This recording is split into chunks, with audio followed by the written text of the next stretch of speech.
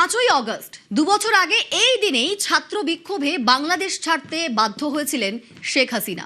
ভারতে আশ্রয় পেয়েছিলেন। এবছর সেই 5ই আগস্ট দিল্লি থেকে বার্তা দেবেন বাংলাদেশের প্রাক্তন প্রধানমন্ত্রী। কি বলবেন হাসিনা? শুধুই আক্ষেপ নাকি দেশে ফেরার কথা ঘোষণা করবেন? বাংলাদেশ জুড়ে জোর চর্চা।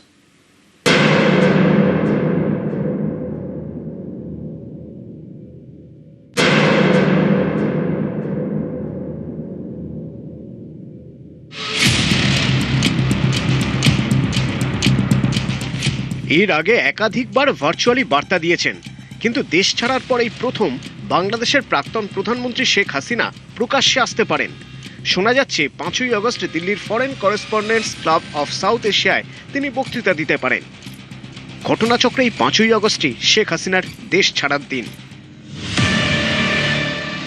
5ই আগস্ট 2024 ছাত্র বিক্ষোভে উত্তাল ঢাকা।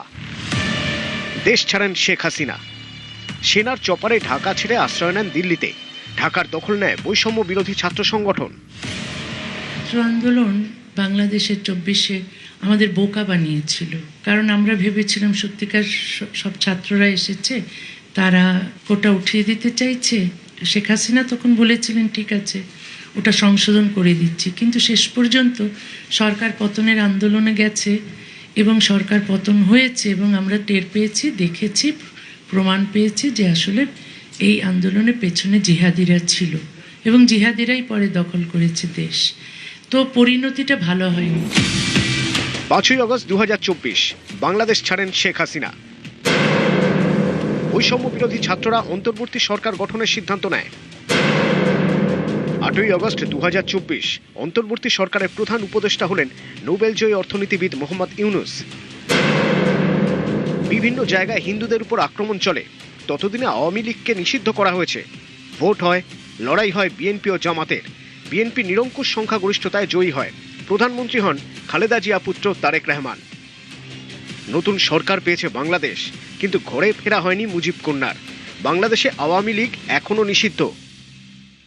শেখ হাসিনা ফিরতে চান, আমি জানি না তার পক্ষে ফেরা সম্ভব হবে কিনা। আমি চাই যে তিনি যেন ফিরুন। যদিও আমি হাসিনার কিছু কাজের সমালোচনা করি, কিন্তু আওয়ামী লীগকে ব্যান করার বিরুদ্ধে আমি কথা বলছি, কারণ এটা অবশ্যই গণতন্ত্রের বিপরীতে একটি সিদ্ধান্ত এবং অচিরে আওয়ামী লীগের উপর থেকে ব্যান তুলে নেওয়া হোক, এটা চাই। এবং আওয়ামী লীগের যারা দেশের বাইরে আছেন তারা যেন দেশে যান, নিরাপদে থাকতে পারেন। শেখ হাসিনা বাংলাদেশে ফিরলে কি হতে পারে? হাসিনা বাংলাদেশে ফিরলে গ্রেপ্তার করা হতে পারে। মৃত্যুদণ্ডের রায় কার্যকরের প্রক্রিয়া শুরু হতে পারে। ঘরোয়া রাজনীতি নতুন মোড় নিতে পারে। আওয়ামী লীগের কর্মীরা ফের চাঙ্গা হবে। কি হতে পারে তা সময় বলবে, কিন্তু হাসিনা চাইছেন দেশে ফিরতে, আর তা সম্ভবত এ বছরেই। সেই ঘোষণাই কি তিনি করতে চলেছেন 5ই আগস্টে? 5ই আগস্ট 2 বছর আগে যেদিন তাকে দেশ ছেড়ে আসতে হয়েছিল, সেই দিনই প্রথম প্রকাশ্যে এসে বক্তৃতা দিতে পারেন। 5ই আগস্টের আবেগকে সামনে রেখেই বার্তা দিতে চান হাসিনা। শুধুই আবেগ নাকি মুজিব কন্যার হিসেবি সিদ্ধান্তের নেপথ্যে রয়েছে রাজনৈতিক অঙ্ক? নিউজ 18 বাংলা।